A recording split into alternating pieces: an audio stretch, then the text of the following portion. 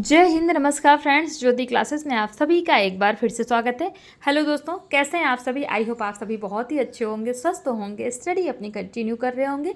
चलते हैं हमारी आज की मॉर्निंग की क्लास की तरफ। सभी को सुप्रभात, गुड मॉर्निंग। देखते हैं आज के दिन क्या है कुछ खास। तो फ्रेंड्स, आज हो गया 2 जुलाई। 2 जुलाई के हिस्ट्री के बारे में एक बार देख लेते हैं कि आज के दिन को हम किस दिवस के रूप में मनाते हैं।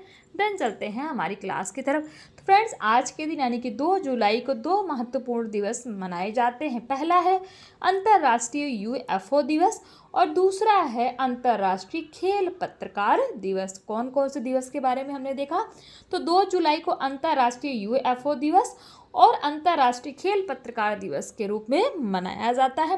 अभी जो हमने अंतर्राष्ट्रीय यूएफओ दिवस देखा है, इसके बारे में थोड़ा सा आपको जानकारी देना चाहूँगी कि यूएफओ है क्या। आपके मन में सवाल हो रहा होगा, उठ रहा होगा, तो यूएफओ किसको कहते हैं? फ्रेंड्स, यूएफओ को हिंदी में क्या कहते हैं? उड़न तस्तरी। उड़न तस्तरी का मीनिंग क्या है?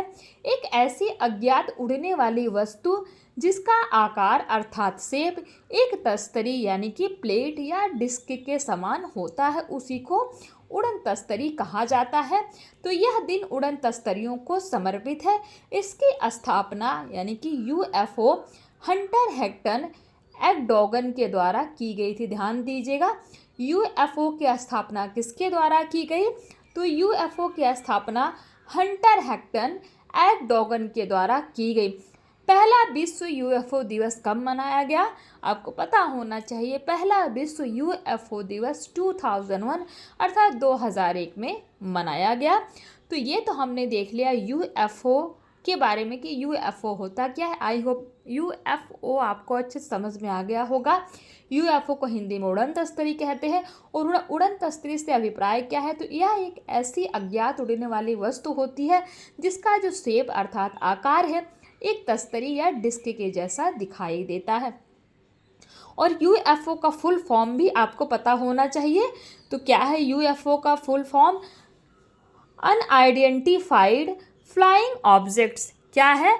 अनआइडेंटिफाइड फ्लाइंग ऑब्जेक्ट यूएफओ का फुल फॉर्म। आई होप आपको पता हो गया होगा।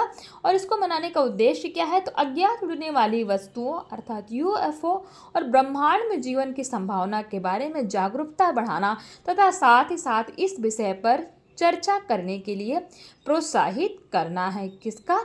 यूएफओ दिवस मनाने का उद्देश्य। तो ये तो हमने देख लिया यूएफओ दिवस के बारे में। मोस्ट इम्पॉर्टेंट था, कॉम्पिटिटिव एग्जाम में ऐसे क्वेश्चंस बहुत बनते हैं, तो आपको पता होना चाहिए यूएफओ क्या है। अब चलते हैं हमारी क्लास की तरफ। जैसा कि आप सभी जानते हैं, हम कर रहे हैं होम साइंस की सीरीज़, जिसमें क्लास 6 से 12 तक की बुक को कवर कर रहे हैं। और अभी तक फ्रेंड्स हमने क्लास 6 to 11 तक की पढ़ाई कंप्लीट कर ली है। हम आगे क्लास 12 में। आई होप आपने हमारी सारी प्रीवियस क्लासेस देखी होगी।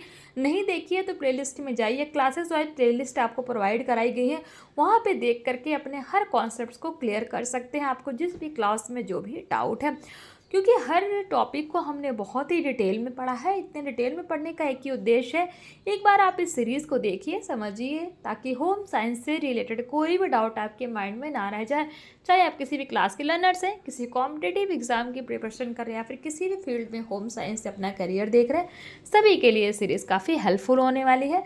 प्लीज़ चैनल पर फर्स्ट टाइम विजिट किए हैं तो चैनल को लाइक, शेयर और सब्सक्राइब करें। साथ ही साथ अपना फीडबैक भी हमें कमेंट के माध्यम से बताएं, क्योंकि आपका हर फीडबैक हमारे लिए बहुत ही इंपॉर्टेंट होता है। तो चलिए फ्रेंड्स, हमने तो कुछ बातें कर ली आज के दिवस के बारे में और अपनी सीरीज़ के बारे में। अब चलते हैं क्लास में, देखते हैं कि आज की क्लास में हम करने क्या वाले हैं। फ्रेंड्स, आज की क्लास में हम करेंगे कार्य के प्रति मनोवृत्तियाँ और दृष्टिकोण, इस पर हम चर्चा करेंगे। बट प्रीवियस क्लास में हमने क्या किया था, एक बार क्विक रिवीजन के माध्यम से देख लेते हैं। फ्रेंड, प्रीवियस क्लास में हमने महिलाओं के संवैधानिक अधिकारों की सुरक्षा हेतु कुछ अधिनियम देखे थे। जैसे पहला अधिनियम देखा था वर्ष 1948 का फैक्ट्री अधिनियम, वर्ष 1951 का बागान श्रम अधिनियम, वर्ष 1952 का खदान अधिनियम। ऐसे करके बहुत सारे अधिनियम के बारे में हमने चर्चा की थी।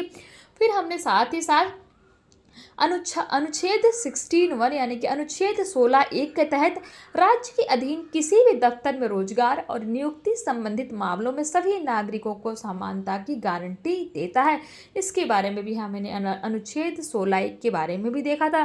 महिलाओं के हित में सरकार द्वारा किए गए प्रयास हमने देखे थे, जिसमें हमने कस्तूरबा गांधी बालिका विद्यालय योजना क्या है, इसकी स्थापना कब हुई और क्यों ये चलाया गया और इसके लिए क्या क्राइटेरिया यानी कि इस विद्यालय में प्रवेश के लिए क्या क्राइटेरिया होना चाहिए, उसके बारे में भी हमने चर्चा किया था।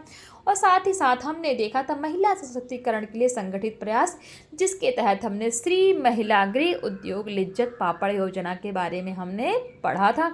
बहुत ही इंपॉर्टेंट था ये। देखिए यही है क्या, श्री महिला गृह उद्योग लिज्जत पापड़ योजना। तो ये सारे ही टॉपिक्स हमने प्रीवियस क्लास के माध्यम से कवर किए थे। एक भी टॉपिक आप स्किप नहीं कर सकते हो, नहीं कह सकते हो कि ये जो है इम्पॉर्टेंट नहीं, ये सारे ही बहुत ही इंपॉर्टेंट है। तो ये हमारी प्रीवियस क्लास थी। आप जा कर के प्ले लिस्ट में देखिए, क्लास 12th की प्ले लिस्ट आपको मिल जाएगी और क्लास 12th की प्ले लिस्ट में आप इसको देख सकते हैं। तो ये तो हमारी प्रीवियस क्लास थी। आई होप आपका एक बार क्विक रिवीजन हो गया होगा। देखते हैं आज की क्लास, कार्य के प्रति मनोवृत्तियाँ और दृष्टिकोण। कार्य के प्रति मनोवृत्तियाँ अर्थात एटीट्यूड्स है, तो मात्र कार्य नौकरी के लिए नहीं होती है, बल्कि इसलिए भी होती कि कोई व्यक्ति अपने कार्य की परिस्थिति को कैसे समझता है तथा नौकरी की परिस्थितियों और आवश्यकताओं तथा विभिन्न आवश्यक कार्यों से कैसे निपटता है। मनोवृत्तियाँ अर्थात एटीट्यूड्स, यहाँ पे एक वर्ड्स आया फ्रेंड। तो एटीट्यूड्स से आप समझ सकते हैं क्या मीनिंग होता है। किसी व्यक्ति का नज़रिया, उसकी विचारधारा, उसी को हम क्या कहते हैं, मनोवृत्तियाँ। तो एक व्यक्ति का नौकरी से संतोष व असंतोष का अनुभव उसकी मनोवृत्ति से अधिक प्रभावित होता है, यानी कि उसकी मनोवृत्ति से क्या हमने बोला, नज़रिया या फिर विचारधारा से अधिक प्रभावित होता है। व्यक्ति का व्यक्तित्व बोध उसके द्वारा दूसरे से की गई तुलना से भी प्रभावित होता है। उदाहरण के लिए, यदि कोई व्यक्ति अपने प्राप्त वेतन की तुलना दूसरे व्यक्ति के वेतन से उसके काम के उत्तरदायित्व, अर्जित योग्यता, कार्य उत्पादन, सच्चाई एवं समर्पण पर विचार किए बिना करता है, तो उसमें असंतोष पैदा होने की संभावना हो जाती है। वहीं दूसरी ओर किसी व्यक्ति की नौकरी के सभी पहलुओं, सकारात्मक एवं नकारात्मक दोनों की वास्तविक खोजबीन में संतोष एवं प्रसन्नता की संभावना अधिक होती है।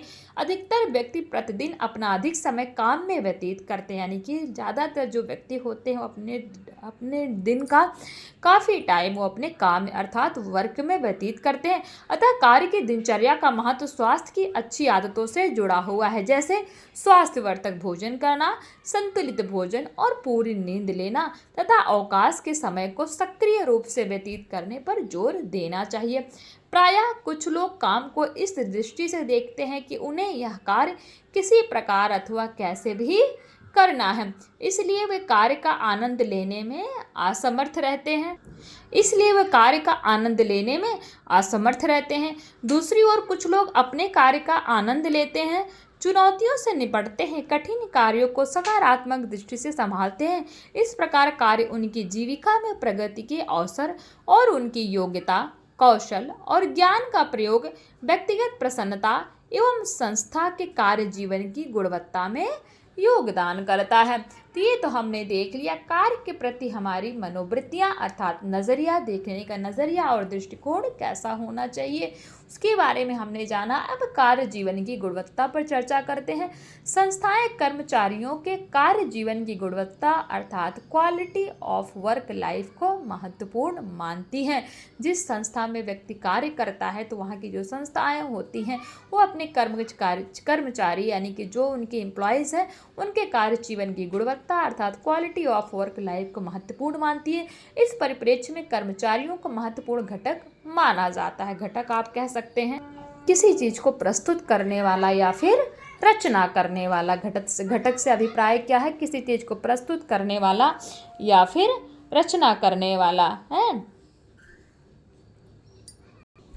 एवं यह विश्वास किया जाता है कि जब लोग अपनी कार्य परिस्थितियों से संतुष्ट होते हैं तो बेहतर काम करते हैं।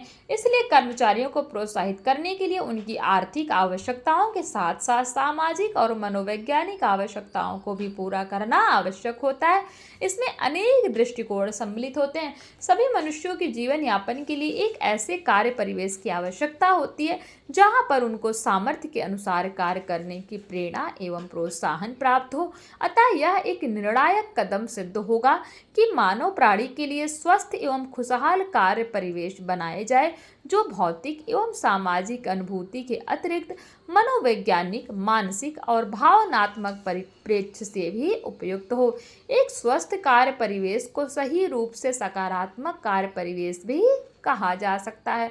अतः इस प्रकार का कार्य परिवेश निम्नलिखित बिंदुओं पर केंद्रित होकर बनाया जा सकता है। वो बिंदु देख लेते हैं कौन कौन से पॉइंट्स हैं जिन पे जो है प्रकार कार्य का परिवेश बनाया जाता है। तो पहला है, संगठन की आवश्यकताओं के अतिरिक्त प्रत्येक कर्मचारी की आवश्यकताओं एवं उनकी अपेक्षाओं पर समुचित ध्यान देकर। दूसरा पॉइंट है, प्रत्येक कार्यकर्ता को प्रेरित करके निष्पक्ष और सबके साथ समान व्यवहार करके। नेक्स्ट पॉइंट है, तकनीकी कार्य क्षमता को सुनिश्चित और सुसाध्य बना के।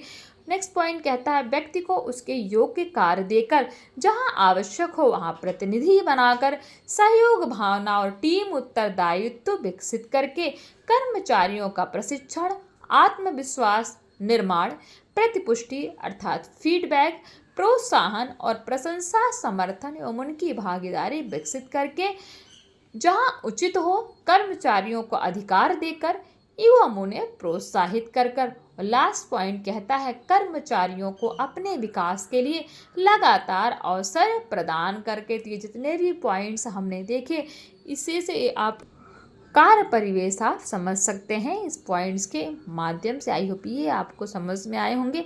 अब देखते हैं उपरोक्त सभी बातें नियोक्ता द्वारा। नियोक्ता का मीनिंग क्या होता है? नियुक्ति करने वाला। नियोक्ता अर्थात नियुक्त करने वाला, जिसको हम क्या बोलते हैं? जिसको हम बोलते हैं एम्प्लॉयर हैं। तो उपरोक्त सभी बातें नियोक्ता द्वारा उन सब कर्मचारियों का मनोबल बढ़ाने में सहायक होती है जो संगठन या कार्यस्थल पर कार्यरत है। सामान्यतः कोई भी नियोक्ता यह जानता है कि कर्मचारी उसके लिए अत्यंत महत्वपूर्ण कारक एवं मूल्यवान साधन है। इसके लिए नियोक्ता के लिए यह आवश्यक है कि वह एक स्वस्थ कार्य परिवेश बनाए तथा इसके लिए आवश्यक बातों पर ध्यान केंद्रित करे।